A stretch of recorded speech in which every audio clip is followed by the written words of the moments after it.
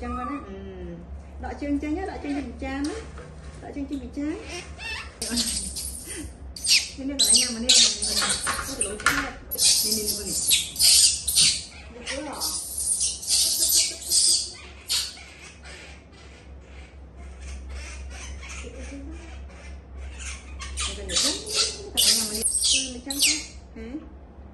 Ini kalau nyam ni mari ini kan ni.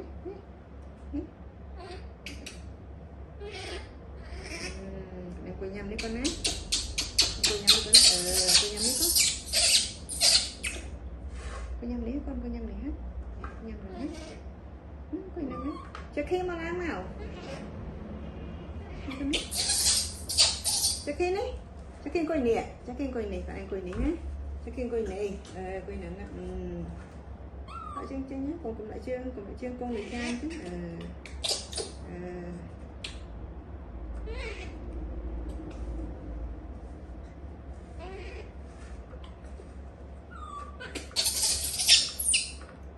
Chân chứ.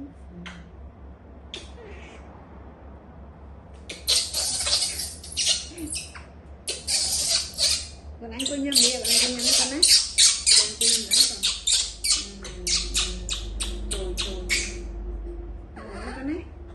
Mà đi nhầm đằng nó còn. Mà đi. Trời ơi, anh lên chân rồi. Còn anh cho tôi chơi nè.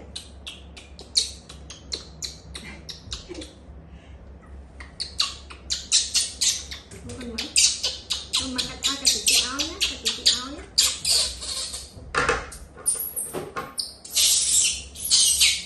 Con mà cắt chị áo con đấy.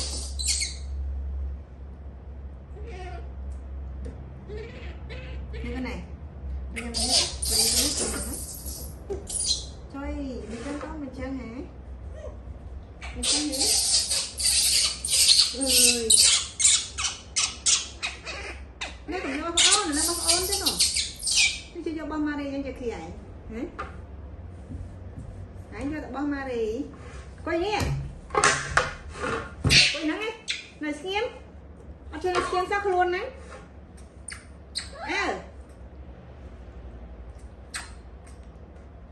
Ấp là biếp ấy. Quay xem chẳng ấy. Quay xí chua cho. Quay như cái nó quay như con.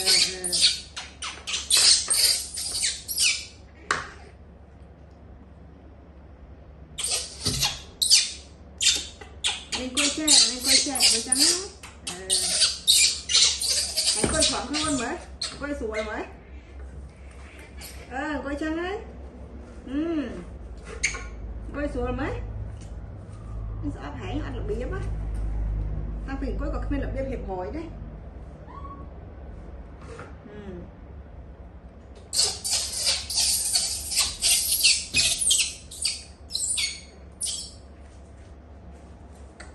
Quay nắng ấy, quay xem.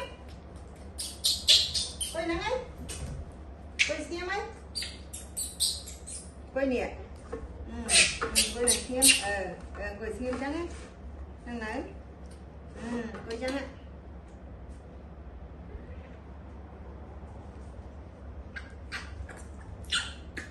Quay xem.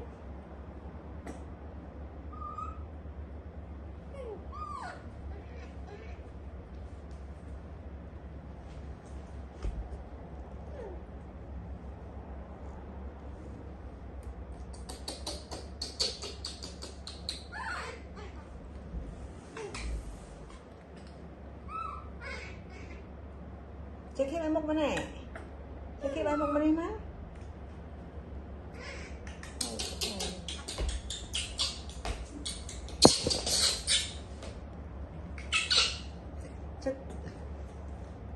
Trước khi bay một bên này má.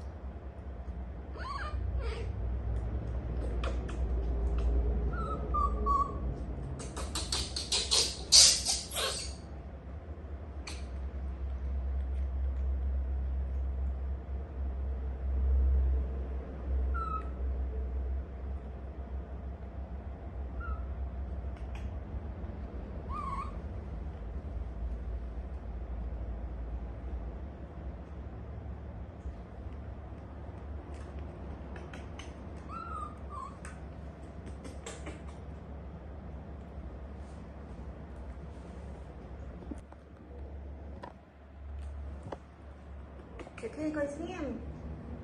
Chả khi mà đi quanh.